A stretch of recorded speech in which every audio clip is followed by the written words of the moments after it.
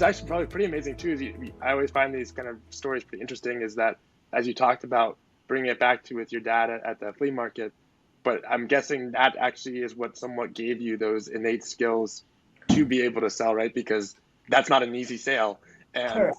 having to do Yes. that and figure that out on your own kind of gave you a little bit of a leg up when you came into the market.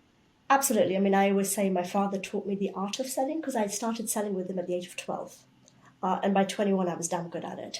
So I learned the art of selling. Digital gave me the science of selling.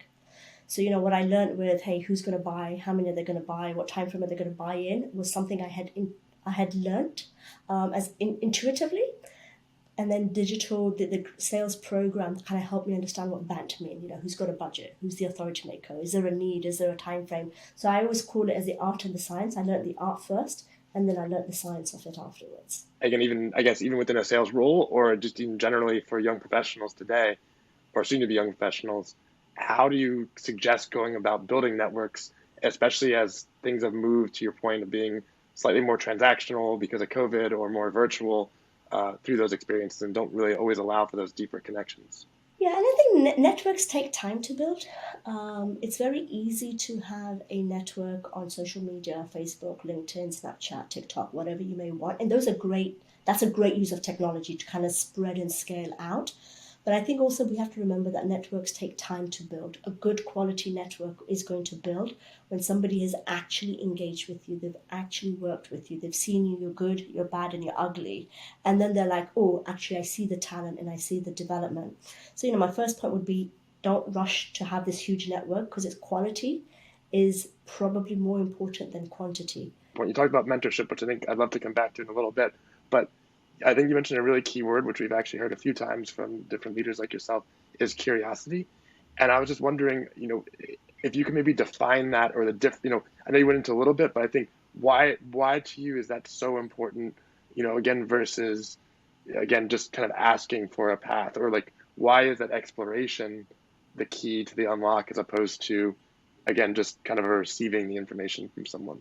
Sure. I mean, look, curiosity keeps us on our feet, it keeps us agile, and it makes us a lifelong learner.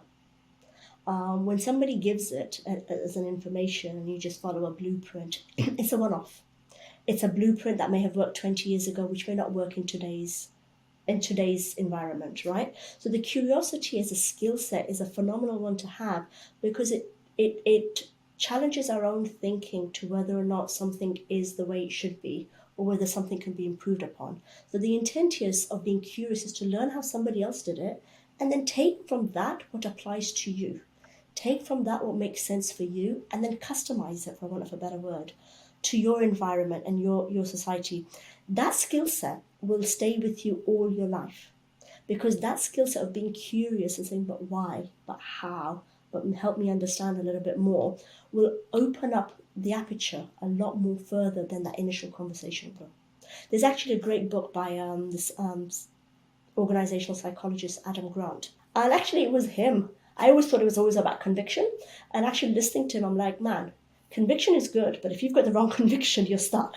Curiosity is better because, it allows you to have the conviction, but then it allows you to say, well, actually, is it right? Am I right? Am I not seeing something? And it's about curiosity allows you to look at things that are in your blind spot, right? What am I not seeing? What am I not hearing? That allows me to do better. Switching over to Microsoft, you've had a great opportunity to stay at Microsoft for an extended period of time. What drew you to Microsoft initially, given the fact that you were not, a traditional technologist to start with? If you take away one thing, I'd say take this away. You spend a really long time at work. Have fun. Enjoy what you do. Do what you enjoy. Because if you're not going to enjoy it, it's going to be boring as hell and it's not going to be something that you're going to look forward to. Now, that enjoyment is different for different people. I never wanted to do sales. I had the open mind to it because I had the childhood on it, but I enjoyed deal making and I got energy from it and I had fun with it. So that's what took me into my corporate career. I moved to Microsoft quite early on in my corporate career because I had found myself into a bit of a niche space. I was wondering, and then you mentioned mentorship before, but even though you stayed at one company, or with the adjustment to the real estate, you did actually take a lot of career risks, going from front office to back office, strategy roles, leaving again the comfort of a role that you knew. Was that something where you leaned on your mentors like Bruce to help you through those discussions and decisions, or how did you kind of make those decisions, and what gave you the confidence to take that risk? Yeah, I think, there's a couple of different things here. I think I definitely leaned on my mentors who are now also good friends. And it's really important to surround yourself by people who will tell you what you need to hear, not just what you want to hear.